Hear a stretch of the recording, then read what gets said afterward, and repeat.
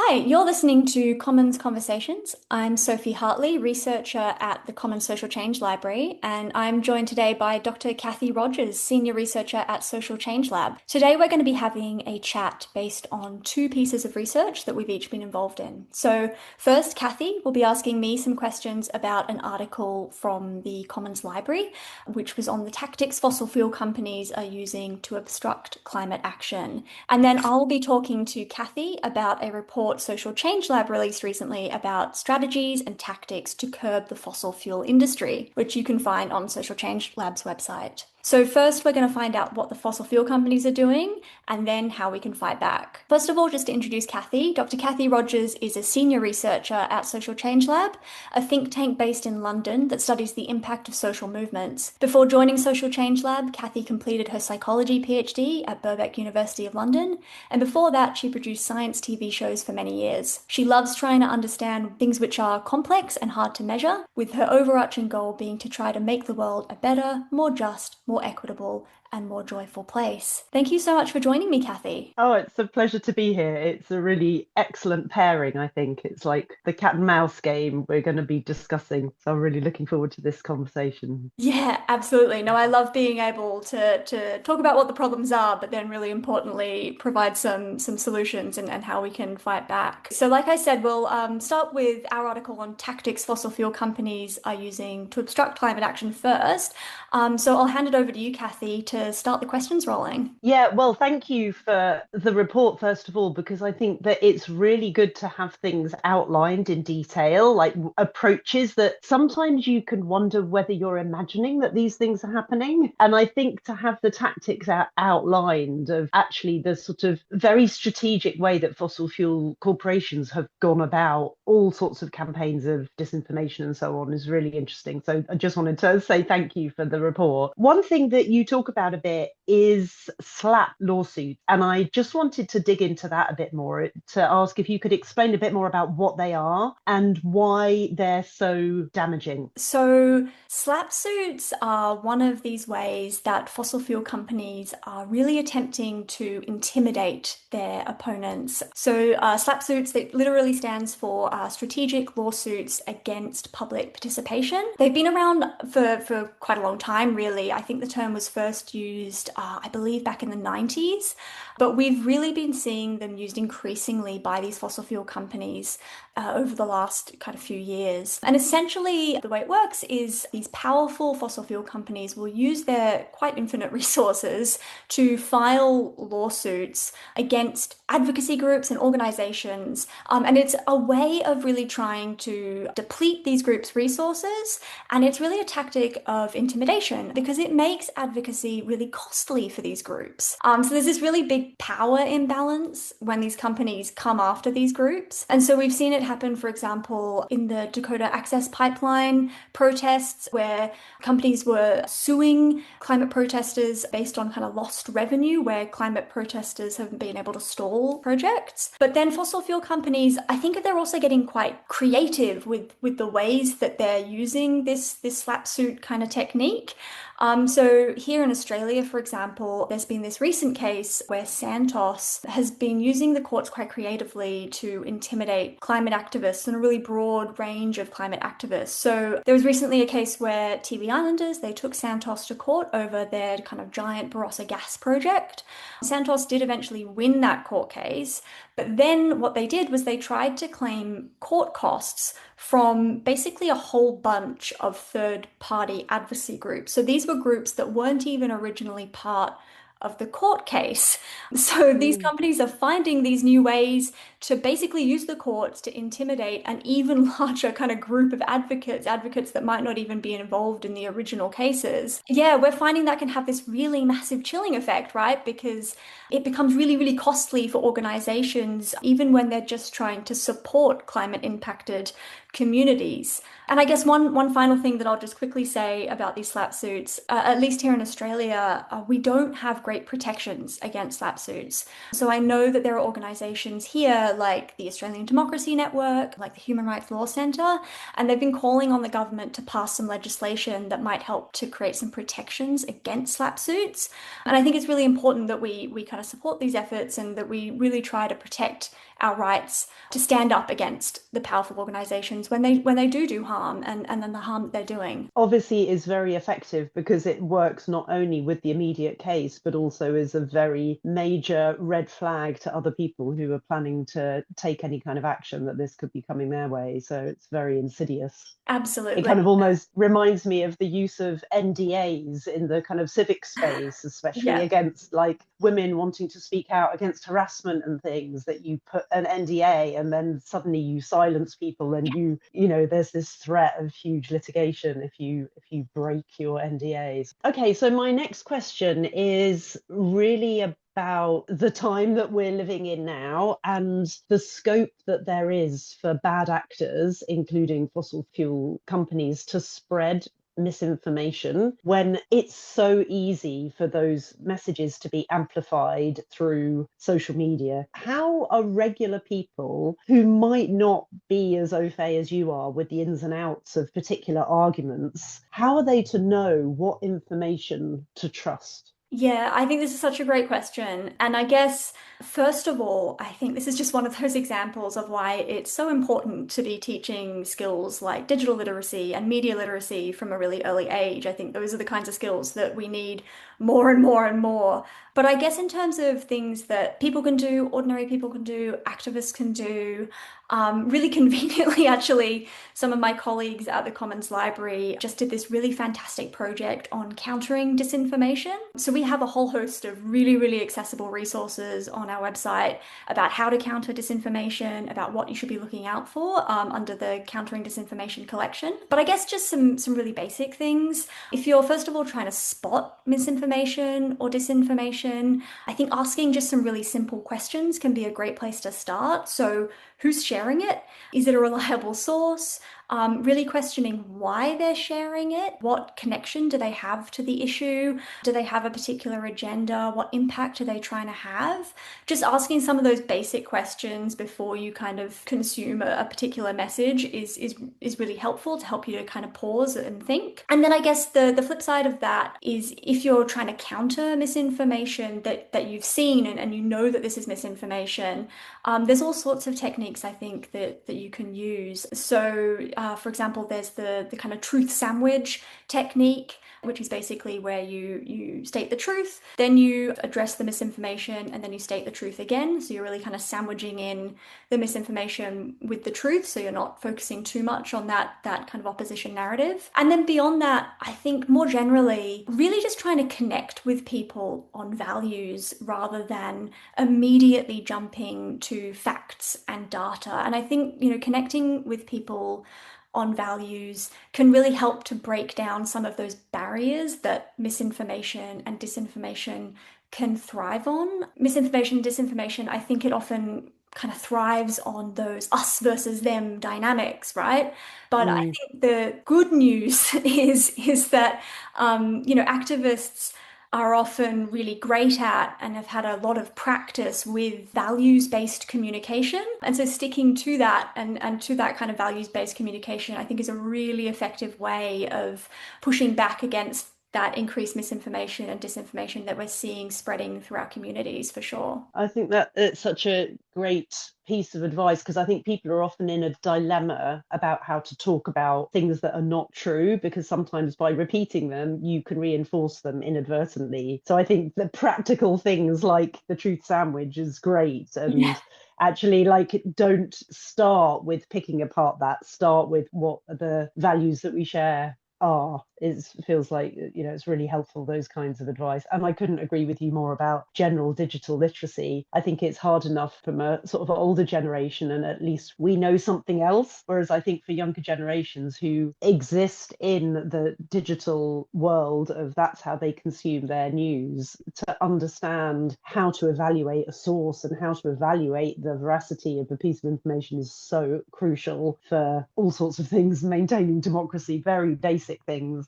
So in the report, you use this term astroturfing, which I have to admit, I hadn't heard that term before. So I wondered if you could explain a bit more about what it is. Yeah, absolutely. And I think it's not surprising that you haven't heard of this term because I think astroturfing is one of these really sneaky kind of tactics that fossil fuel companies and their allies are using. And it's basically where a fossil fuel company or their allies might want to make it seem like there's this really big grassroots kind of community support for a particular issue that favors them. So, this big grassroots support for coal or for gas or against renewable projects. And they want to make it seem like there's this community support, even when that's not the case. So, as you know, AstroTurf is fake lawn, AstroTurfing is basically a fake grassroots. Mm. So, I think the example of this that we use in the article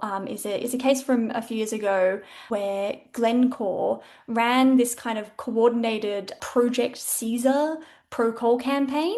And basically, they had a whole host of Facebook groups and pages that were set up to try and spread kind of pro coal and anti renewable messages. And it was really meant to give this appearance that there was this big kind of grassroots movement, lots of community groups that were really, really pro coal. But then I think a bunch of Guardian journalists dug into these groups and looked into them, and they realized that most of these groups were actually administered by people connected to the industry. So these weren't legitimate community groups at all. These were just kind of front groups that were created by industry insiders to give the appearance of community support for coal. And I think more recently, Get Up, the organisation in Australia, has seen similar things happening with pro-nuclear groups as well. So we see this happening quite a lot. And it's a very, very sneaky tactic that the companies are using that can make people feel like support for climate action is much lower than it actually is, and support for things like coal and gas is much higher than it actually is. The levels of cynicism are just off the charts, aren't they? It's Yeah. like it makes greenwashing look relatively benign. It's Yeah. because I suppose what it effectively does as well is give a platform to the sort of outliers who maybe do want a new coal plant or whatever, and because they got something to adhere to. So I mean, it's hard to be shocked when you know the tactics that are deployed, but sometimes you come across a new one that you're just like, oh my god, that's even next Yeah. level. So coming back to sort of like the particular time we live in, obviously the Trump campaign, drill baby drill, gave everyone a sense of what was going to be coming down the line in the US. And I mean, thankfully, he's no longer in power. But when Bolsonaro was running the ship in Brazil, there were all sorts of sort of like backstep in terms of climate progress. And I wondered whether there are tangible examples that you know of how fossil fuel companies behave even worse when they know that they have governments on their sides. Yeah, it's absolutely true that the fossil fuel industry can be really good at adapting their tactics and ramping up their tactics to kind of work with the political climate of the day, right? And so I know, organizations like Influence Map have done some really great work looking at how fossil fuel companies changed their tactics kind of before and after Trump took office, both times he took office. So, doing things like Mm. trying to roll back the previous administration's climate policies and really ramping up those kinds of efforts. And then I was also recently reading some really interesting research into climate obstruction in Brazil, like you said, under Bolsonaro, that talked about how climate misinformation and disinformation really, really increased significantly in Brazil over that time, and that this was practiced by government, by business, by think tanks, and even by religious groups. It was really spreading quite far throughout the society. And so I think, you absolutely see these fossil fuel companies kind of taking advantage of these politically opportune moments. But I guess also, no matter where we are in the world, when fossil fuel industry has kind of too greater access to and has too big an influence over government, it's not a good thing for our democracies. Governments should work for the people. We know this. They shouldn't work for big industry. When they get too close, it means we often get these kind of closed door decision making where companies are calling the shots on government policy. And it's really, really harmful to our democratic processes. And this isn't just happening in these kind of far right governments. You know, here in Australia, for example, we just saw a case where there was quite massive industry influence over what has been known here in Australia as our nature positive laws, which is this big kind of overarching environmental legislation in Australia. What it appeared as though was happening was quite recently the West Australian Premier, who is a Labor Premier, you know, not a far right Premier by any means, but the Premier, it appeared as though was effectively lobbying the federal government here in Australia on behalf of the West Australian fossil fuel industry as a way of kind of getting in the way of those laws being passed and stopping those laws from actually getting passed. I mean, this shouldn't be happening. Our governments shouldn't be acting on behalf of big businesses, particularly, you know, when we know through polling that more and more people want to see action on climate change. Yeah, well, it's those deep pockets you talked about, isn't it? I guess that even relatively right-thinking governments can be seduced by big enough offers of you let us do this and we will put some money towards this other thing. Okay, I wanted to come on to something a little bit different, which is something we talk a little bit about in terms of our tactics, which is about the pros and cons of targeting individuals. So obviously fossil fuel corporations are huge. They have massive amounts of money and they feel like you can't get your hands around them. But at the end of the day, even fossil fuel corporations are collections of human beings. And I wanted to know how you feel about whether they're fair game. I guess there are kind of probably two parts to my answer on this. And I guess the first part is I don't know it's possible to provide a clear cut or kind of generalized answer on this. I think it's always going to be on a kind of case by case, action by action basis. So I think there might be important questions that we might ask when trying to kind of decide whether a particular action is, you know, justified or right, you know, which might be, you know, whether there's kind of a sound internal action logic before the action. Is the action, you know, pushing the campaign goals forward? You know, actions should tell a story. And so is that story kind of compelling and irresistible? What kind of story is that action telling? I think these are really important. And I think the answers to those questions are always going to vary action by action. So I don't think there's a kind of one size fits all answer to the question. But I guess the second part of my answer is that when we're jumping out to critique particular actions or to question their validity, I think it's really important that we consider kind of power dynamics first, right? Who has power in these situations? And there's a really clear example of this here, of an action like this here in Western Australia, where I'm based, where a group of activists targeted Meg O'Neill, who's the CEO of Woodside Energy, and they targeted her house, her private residence. Now, the government, the media, the West Australian newspaper here, they were really, really quick to condemn that action as going too far and to treat Meg O'Neill as this victim, you know?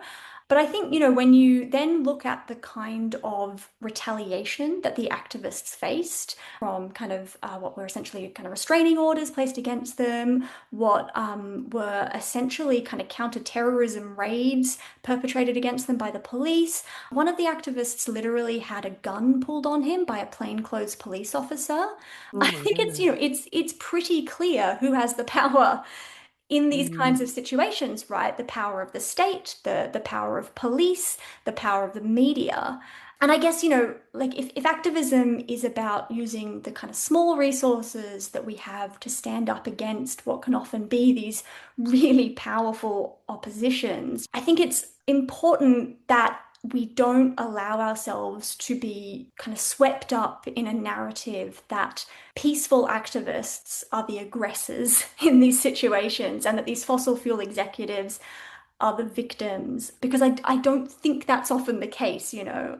So I guess my answer to that question broken down is, yeah, I guess questioning, you know, is the action logic sound? Is there a compelling mm. narrative to the action? But then also thinking about the power relations. And the answers to those questions are going to vary action by action for sure. Yeah. I think I would agree with that, and it's certainly a high risk strategy in terms of backlash and many other things, and individual risk. You talk in the report about a lot of things that fossil fuel companies are doing, and I wonder if you can also put your feet in their shoes and think, what are some of the new things that we should be on the lookout for? For example, like there's a lot of talk about carbon credits these days with sometimes mind-boggling levels of nonsense, and I wonder whether there's other things that you think we should be alert to that they might be trying in the coming years. I think the tactics that we've kind of listed in our article that these fossil fuel companies are using to obstruct climate action, I think they offer this really kind of useful blueprint to start with. But obviously, as we know, these companies, they're always getting more creative, more clever in how they go about obstructing action. And even just within these own tactics, like I talked about before with these slap suits, they'll find new ways of targeting more people through these tactics that they've been using for a while. I guess, things to be wary of. I'm always wary of these kind of blue sky tech solutions that are put forward by these companies. As we know, that the tactic always used to be to just deny that the climate crisis was happening, and now it's obviously to try and more kind of create this appearance of action where kind of this action in the present is being more and more sacrificed for greater and greater levels of accounting and more data and more research, and we need more investment in tech and these fancy tech solutions. And I think things like this can be a really big get out of jail free card for governments and for companies, right? Because they get to appear as these concerned climate citizens while avoiding any actual action.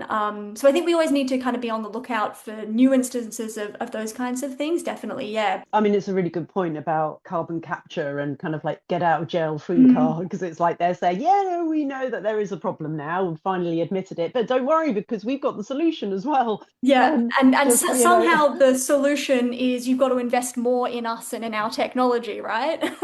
Yes, but it's also really complicated because the truth of the matter is we need to reduce emissions as fast as we possibly can, and we need to take carbon out of the atmosphere. And so there's levels of, it's not as clearly black and white as they're saying things which are completely untrue. There is a grey area in the middle where there's a lot of debate about actually what are the approaches that we need to reduce global temperatures at the speed with which we need to reduce them. And it might be that there are some of those tech solutions that are part of that mix, which sits uncomfortably with a lot of environmentalists and gets into very murky water in terms of the fossil fuel companies. I think it's such a good point, and I think it's one of those things where perhaps some of those skills around, combating misinformation that we talked about before come into play, right? Because it's absolutely true that a lot of these solutions are important and we need to invest more in research. But when we're looking at kind of what's working and what's not and what's,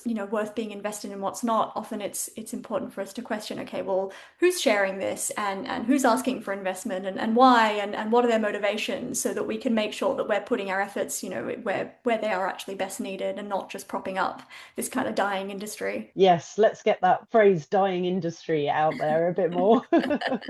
Okay, so just a couple more questions for me. So, one which is again a slightly future thinking one. So, is there anything that we can use from what we've learned about the tactics that fossil fuel companies use to be better prepared in other areas? So at the moment, I'm kind of thinking quite a lot about AI, and obviously you have a situation there where there's a huge concentration of power within a few big corporations who are doing things which are potentially very beneficial and potentially extremely harmful. And are there any preemptory tactics that we should be thinking about for problems that might be coming down the line in other areas? Yeah, no, it's such a great question. And I do think AI is a really great example there. And I guess, maybe one of the lessons is perhaps not letting ourselves be distracted by the narratives that these industries are putting out.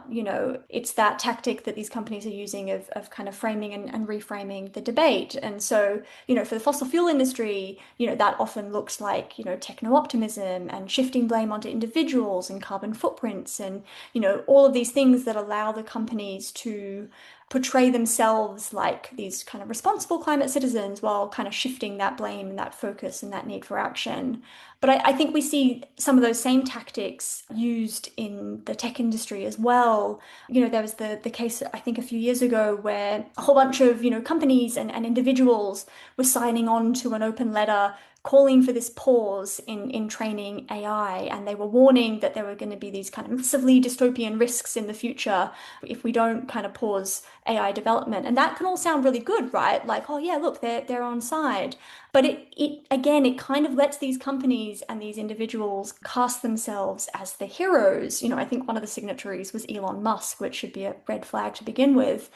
But often, like the kind of sensationalized scenarios of the future that they're spreading about AI can end up distracting from the really real harms that are being done right now. The racist and sexist biases that we know these machines are being trained on right now and the harms that they're doing to communities right now. And so I guess, again, letting these kind of industries and these industry insiders frame the narrative stops us from seeing what's kind of right in front of us. So we always need to be really wary about those kinds of narratives and solutions that are being put forward by the industry and by industry insiders. I guess, more generally, absolutely yes, the tactics that we've outlined in this article are visible in other industries. And actually, the tactics were based on some research by the work of academics Lacey Nichols and colleagues, which was actually looking at public health. And so when we think, for example, about tactics used by tobacco companies to avoid responsibility for health harms,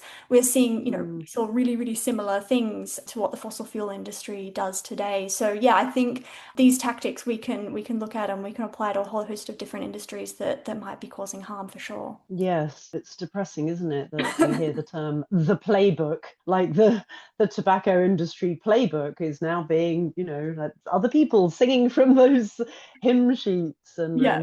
we need to work on our own playbooks. And so my last question on that note is, where should we look for hope in terms either of countries or organizations or particular approaches? Where do you find hope? Look, I guess just generally, I think we should look for hope in each other, even when our approaches and our tactics and our strategies differ. I think, if fossil fuel companies are using such varied tactics to obstruct climate action, as we've seen through this, playbook, then, the strength of the climate movement is the diversity within it, is the diversity of tactics and strategies and theories of change that exist in it. And so the fact that we have so many different groups and so many different individuals pushing for change in so many different ways, I think is really powerful and is our best way of, hitting this opposition from as many sides as possible. And so, yeah, I think that gives me hope for sure. Here, here, totally agree with that. Thank you. And yeah, very much recommend that everyone reads the full report because it's a slightly eye-watering account of tactics, but really thorough and fascinating. No, fantastic. Thank you. And yeah, I've really enjoyed digging into it with your amazing questions. And I think, yeah, your final question there brings us beautifully into your report, which looked at the strategies and tactics that we can use and that have been used to curb the fossil fuel industry. And so, yeah, I'd love to, I guess, turn our attention to that report now and maybe ask you a few questions about the report and about your findings. To kick it off, I'm really interested, what are the, I guess, top lessons that you'd like activists to take away from your report when they're going about their business of planning campaigns around the fossil fuel industry? So I think probably the number one thing I'd say is there are a lot of different approaches that you can take. So when we started this work, we kind of were thinking, oh, we'll outline kind of, I don't know, half a dozen different approaches and go into them in a certain amount of detail. But as we looked into it, the sheer number of different ways that you can get at the fossil fuel industry was really a kind of a good surprise in some ways. So I think in terms of the report, I think in the end there were like 16 or 17 different tactic sheets, as we called them, where we talk about different approaches, what their theory of change is. We give examples of where they've been used in the past, different organizations who are using them now. So I think the number one sort of like take home message is there are so many approaches that it's important to do what feels right for you, for your strengths and capabilities. So if you're a complete data nerd, then maybe unpicking the financial intermingling of insurance companies and fossil fuel companies and exposing it might be something that you could really work on. If you're more a kind of creative designer thinking person, then you can design a brilliant banner which shows the hypocrisy of allowing fossil fuels to support cultural institutions, arts institutions and theatres and so on. And if you're really someone that has great courage and is out for a fight, then maybe you want to go for a kind of public shaming tactic where you do target individuals in very high profile positions at relevant events. Like, I think it was interesting what you were saying about the backlash when activists targeted someone at home. I think that there are people who successfully target individuals, but I think the most successful actions tend to be when they're going about their fossil fueling, and there's a clear justification for that targeting. So I think that, yeah, that's really important to bear in mind, is there's an approach for everybody. And I think often when people think about activism, it can feel slightly alienating because people imagine this very confrontational stance where you're literally face to face with your adversary. And actually, a lot of activism isn't like that and doesn't have to be like that. And there is a place for everybody. So I think that, plus the final point you made about acknowledging that you're working as part of a very complex ecosystem and recognizing that even if you don't necessarily agree with other people's strategies and tactics, there are ways to make the whole more than the sum of the part. And I think knowing that other people are pursuing different but aligned approaches is also can help sustain your resilience and your tenacity to keep going in the long term, because that's probably what's going to be needed. And also, I would just say, doing anything is better than doing nothing. Even if you're doing something, is having a conversation with that neighbor who you think is maybe, has got some ideas that are maybe being taken down a particular track, maybe by disinformation or something, is just have that conversation, have that human connection with somebody and talk about these issues. Yeah, fantastic. No, I think that's such a good point. And I think it's one of the reasons why it's been so wonderful to kind of compare, I suppose, our two different pieces of research, because, when you look at our article and how diverse, all of the things that the fossil fuel industry is doing and the tactics that they're using, it's so absolutely true that the only way to fight back against that is by having that same diversity in our movement. Mm, And I guess that kind of takes me into my next question, which is, we've seen, through polling, through all these different things, that there is this really broad public support for climate action, and yet we're still not seeing enough action, by governments and by decision makers. And so I guess, my question is, if public opinion isn't convincing decision makers to take action, what kind of tactics did you find to be more effective? Were there specific tactics that were particularly effective at stalling or disrupting fossil fuel projects? Well, firstly, I just want to go back to the first part of the question there, because I think it's such an important point, and I don't think it's said enough, that the majority of the public in everywhere in the world wants to see a cleaner, more sustainable world that is at manageable temperatures. Like, the support for greater action on climate is very, very high. So that's really important in itself. But what's an even more important point, I think, is there's a great piece of data analysis by Our World in Data, which not only shows that fact that there's very high levels of public support for more action, but also that people consistently underestimate what other people believe about this.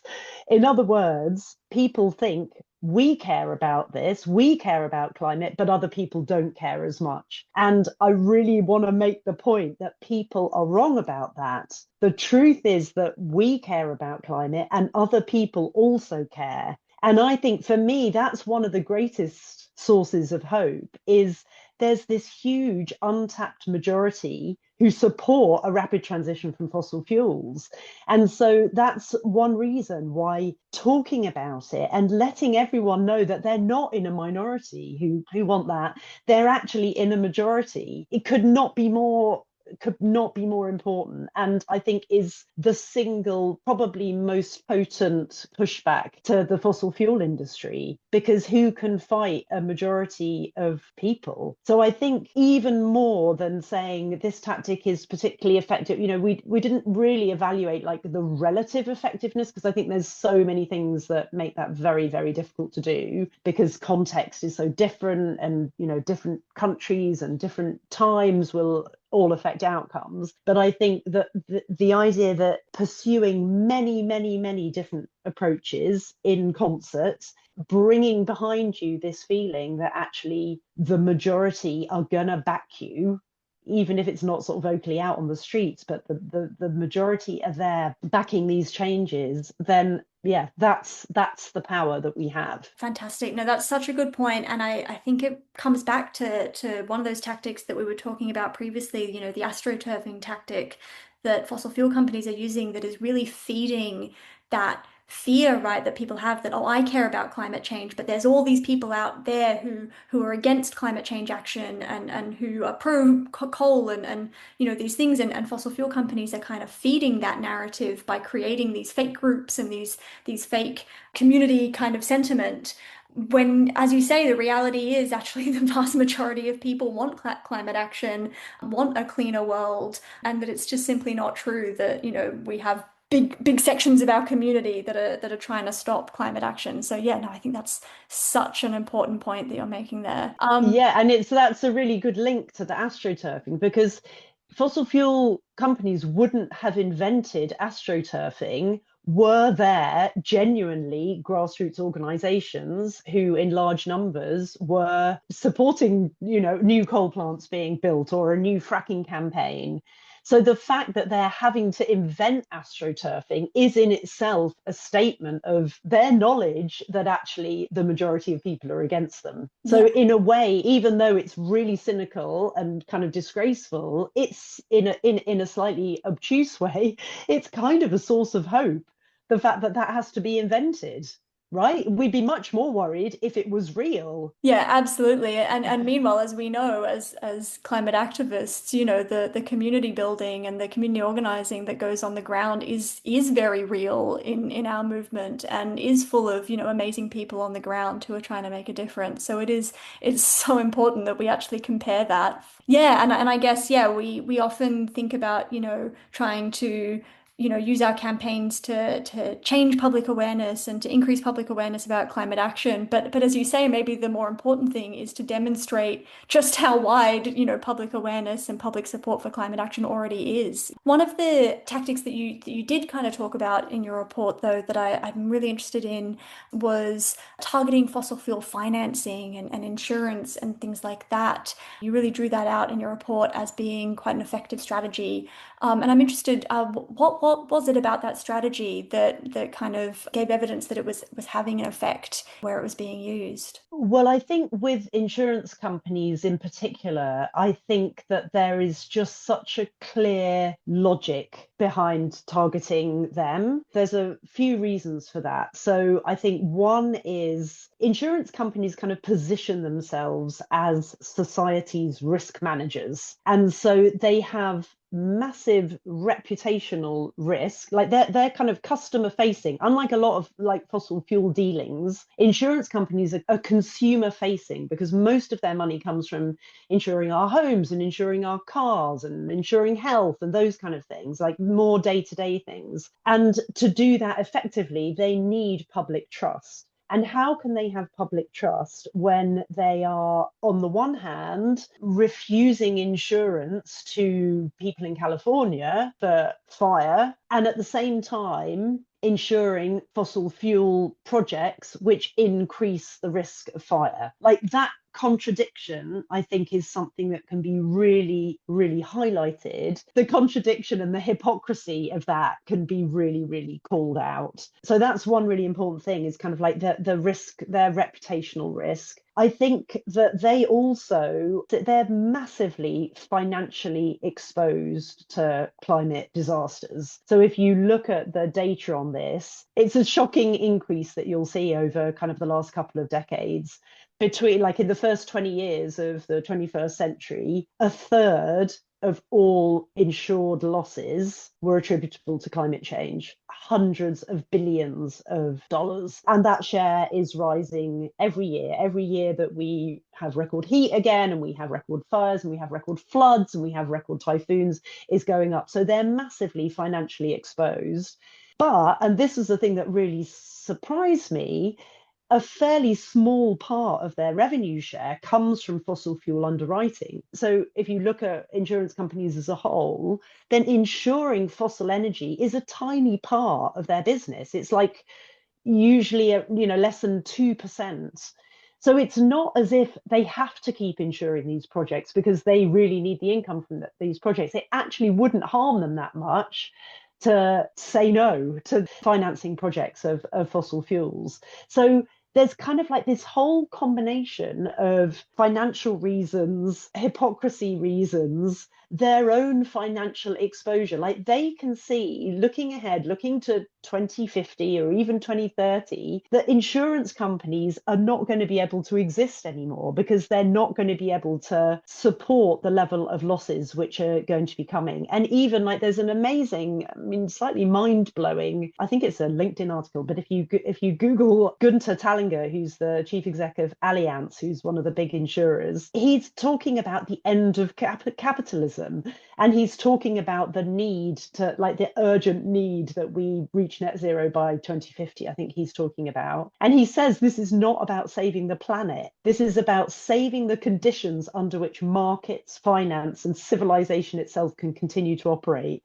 So, in other words, even if you don't care about like the earth burning and millions of people losing their livelihoods and even their lives, then please care, because you should care about capitalism being able to continue. So I think there's a whole complete logical story for why targeting insurers makes a lot of sense. And to some extent, I think they know this. So there's a very impressive organization called Insure Our Future, who do, like when I mentioned, if you're a data nerd, then there is absolutely a place for you in the climate movement, because what they do is a lot of number crunching and looking at picking apart all of the who's underwriting this project, but who's also kind of like gaining from this project. And they have a scorecard where they rank all of the different insurance companies according to decisions that they've made about stopping underwriting. Like there's been real wins in terms of insurance companies stopping underwriting coal projects, because coal projects, like, let's use that nice phrase about the dying industry. Coal is clearly a dying industry. Here in the UK, it is a dead industry, and making oil and gas go that same way as quickly as possible is part of what they're about. And the way that they do it is by having a lot of very sort of like open information about the sort of what's going on under the hood of the financing of these projects, and the sort of like intermingling of insurance companies and big finance and fossil fuels. It's a really good place to target. To give an example for the insurance case, which is actually relevant to where you are in Australia, because I think that there was a lot of work around the Stop Adani coal mine in Queensland. That was, I mean, it wasn't 100% win, but I think there was a massive coalition there of environmental campaigners, Indigenous groups who obviously own the land, marine protection organisations who were concerned about the coal mine's effect on the Great Barrier Reef. And there was a really effective coalition of campaigners who basically, through their work over many years, led to over 40 insurers pulling out of underwriting that project. And I think that what was really promising there was the kind of knock-on effects of one insurance company saying, actually, no, this is a bit toxic for us. makes it that much harder for the next insurance company to say, oh, well, we're fine with it. So there was this sort of virtuous effect of insurance companies all saying, actually, no, we don't want our name to be associated with this. And so even though it wasn't stopped outright, it was massively scaled down. So even though that's still really bad, it's a massive, massive win. And I think that that's maybe a point that we haven't really made yet, but that I think is important, because I think the motivation to continue with activism and campaigning and the resilience you need makes it very important that you do acknowledge and celebrate even partial victories as a way of kind of helping sustain your morale. And I often, like, I mean, as a slightly sideways example, I often talk about this with my kids. So I don't eat meat, and they sort of want to not eat meat, but they do really like eating meat. And I say to them that if they eat half as much meat, then that's really, really a great thing. And if they can manage to get to, like 1 meal a week is meat instead of 7 meals a week is meat, then that's a really, really big win. Like, we don't have to be completely purist in order to celebrate successes. Yeah, absolutely. And yeah, I think we need to get so much better in the movement at celebrating successes, because there are so many of them, and it's so easy to want to, run straight into the next thing because the problem we're facing is so giant. But yeah, it's so important for our own morale, and also to demonstrate our power as well, to celebrate those successes along the way. Yes, definitely. Yeah, it's so important that we do think kind of strategically about, in particularly in these situations where there's really high levels of state capture and of, this revolving door between fossil fuel industry and governments, what are those pressure points that we can target to have the biggest difference? And yeah, I think that those points that you make in the report around insurance industry are just so important and so fascinating. Yeah, so one interesting example from your report was the rights of nature legal approach. And I'm not sure that it's one that everyone's going to have heard about. So I was wondering if you could tell us more about that, and particularly, are there any instances where it's been effective and where activists have been able to use it effectively? Yeah, and I think the point here is that just as fossil fuel companies can come up with new ideas, so can their adversaries. And what the rights of nature movement does is it grants legal status to natural entities, so rivers or forests or ecosystems. And what that means is that fossil fuel companies can then be taken to court for harming those entities. Yeah, I think one of the most convincing examples is the Wanganui River in New Zealand, which in 2017 was given basically legal status with which meant it had the rights, duties, and liabilities of a legal person. And I think it worked there because there's kind of a clear governance structure for the river. There's a sort of model based on Indigenous law. I think that came about because of Indigenous advocacy over many, many decades. And then there've been, I think, I think that had a real influence on other nations. So very shortly after the Wanganui was given its own legal identity. The courts in India declared that the Ganges River had the same legal rights, and Bangladesh gave all its rivers legal rights. So I think that in itself, maybe that doesn't do something very tangible, but it does give potential for future litigation, which involves harms to those entities. Yeah, absolutely. And I think, as you say, it's such a fantastic example of the climate movement getting creative with its tactics and then having that kind of spread throughout different parts of the world. And yeah, as we've said, it's a diversity of approaches that are going to get us to our goals. So we talked a little bit about fossil fuel, misinformation and disinformation earlier.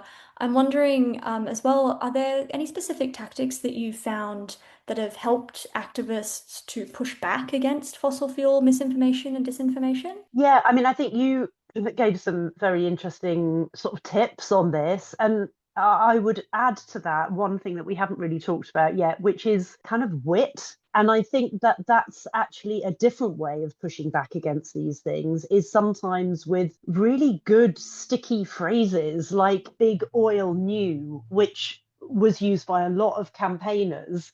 I think really works because people know that big oil knew, like people know about what the tobacco industry did, and people know about this playbook. And so I think sometimes a simple phrase, which is really sticky, can be the most effective. Like, don't get into the weeds of like, what is and isn't thing. Like, by all means, use the truth sandwich whenever you have the chance. But I think sometimes just like operating on a slightly different level and doing creative stunts led by Donkeys are an organization, UK based organization, who just do fantastically witty, pithy, slogan based advertising campaigns that gets in front of loads and loads of people, which call out all kinds of hypocrisy. And I think those sorts of approaches can be really powerful. Yeah, I think keeping things simple when we're talking about misinformation, disinformation is really important, right? Because so often misinformation and disinformation kind of thrives on confusion and making things overly complicated. But really, yeah, keeping our messages simple can be such a great antidote to that. And actually, yeah, just seeing someone dressed up as a massive droplet of oil can actually cut through a lot of that sort of thing. So yeah. We've already talked quite a lot about how, a diversity of approaches is really important and a mix of tactics is really important, and that kind of ability to collaborate across difference is an important strength of the movement. And so I guess, thinking about that, are there any approaches or tactics that you think are perhaps not working so well, perhaps that the movement should leave behind, even though we do acknowledge that it's the diversity that is important. I think, in a way, my answer to this is just as there's no magical thing that always works, I don't think that there's a dastardly thing that never works. And I think that there's obviously been a lot of attention in recent years on disruptive protest and civil disobedience and very eye-catching actions like throwing soup on Van Gogh paintings. And it's the kind of thing that there's people love to have an opinion about. Um, and I think that what I would say about those sort of tactics is that movements really are ecosystems, and how we think about different actions and their effectiveness really does depend on what the particular goal is. Like, if your goal is to really just raise the salience of an issue very, very quickly, then a dramatic act of disruption is the most effective, or one of the most effective ways to do it. And that has a role in certain places and times, like maybe when people's attention is elsewhere and needs to be brought back to some important thing. But then there'll be other times when maybe if we're further along with a discussion, when there's obviously a risk that comes with those sorts of things, in that those sort of actions can really get people's backs up, and you risk backlash, you risk kind of polarizing opinion about them. And so that balance of, do you want the attention at the potential risk of downside, is a different equation depending on where you are in your campaign. It might be that if you're further along and you're actually kind of like making some headway, then that backlash is, the cost of that is too great. But if you're early on and you just think, this item's not on the agenda at all, I need to get it on the agenda, then that's when that might be the right time for that approach. Like I said right at the beginning, I think that doing anything is better than doing nothing. I don't think there's anything that we should just say, don't do that. But I think that there are ebbs and flows in different tactics over time, and the adversary keeps shifting. And so activists have to keep shifting, and things are changing, and things that were once fashionable become unfashionable. And I mean, I suppose what we try and do at Social Change Lab, which I haven't really mentioned so far, is we try and understand some of the dynamics within that ecosystem. So, for example, if you do have a radical group who are acting as part of a movement, what is the effect of their campaign on the movement as a whole? And sometimes that can be positive. It can be like, well, we've really raised this issue and we've made the job of other people in the movement easier as a result of that. And I think that's something we really saw with Insulate Britain, for example, where they really raised the salience of the issue of home insulation. And it can sometimes be negative. Like, you can have a negative radical flank effect where actually the actions of people doing civil disobedience or things that people might take issue with can negatively affect the rest of the movement, because, people tarnish everyone with that same brush. So I think there's a lot of complex dynamics that are at play here, and it's never as simple as just tactic A is good or tactic B is not good. Yeah, absolutely. No, I think it's such an important point, and it's the point that it is so contextual, right? Different actions are going to work better in some areas and not so well in others, and in some contexts and not in others. And thinking about that strategy piece is so important in our work. I guess I just one final question, and it's very similar to your final question for me, but as we've seen, climate activists are often up against this really powerful and innovative opposition. Were there any examples from your research that did give you kind of real hope about the ability for the climate activists to push back against this powerful fossil fuel industry? I think there were. I think there were many examples, and I think partly hope came from just realizing how many people there are who are fighting in so many different creative and committed ways on this is in itself is a source of hope. In terms of specifics, I think that the Adani coal mine example, which I gave, I think is whilst not 100% success, I think was a really important improvement on what would have been. I think that groups like Climate Defiance, who kind of burst on the scene in the US last year with a very kind of confrontational approach of publicly shaming individuals who are very highly sort of strongly implicated in fossil fuel companies. I think they really saw some tangible wins of, they were invited to the White House for discussions as a result of their campaigns. That's an extraordinary result. I think shifts happening in the insurance industry are a source of hope. I think that the thing that I personally find most heartening is when you see coalitions really win. And I think in the report, we talk a little bit about the anti-fracking campaign in the UK and how that was just a really successful example of activists with different backgrounds and different sort of micro hopes managing to unite around a very clear adversary and having a common goal, and where you saw big NGOs really supporting some of the smaller grassroots groups, not in a kind of virtue signaling way, but in a way where they were giving a lot of back office support, they were giving a lot of money, and then allowing the win to be celebrated as the win of the grassroots organizers. I've talked a bit about that, the sort of resilience that you need to keep going, and I think coalitions are just so helpful and powerful for that. And then behind all of that point I feel like we can't say enough, which is if you think we need more action on climate, you are in the majority. Yeah, absolutely. Gosh, what a great point to end on. Thank you so much, Cathy, for joining me today for this conversation. It's just been so wonderful to hear about the work you're doing at Social Change Lab and to hear about this amazing report. I really encourage everyone to go and have a read. It's called Strategies and Tactics to Curb the Fossil Fuel Industry, and it's out on the Social Change Lab's website. And likewise, thank you for all the work you do at the library. It's just such an amazing resource for campaigners and activists. Thanks, Cathy.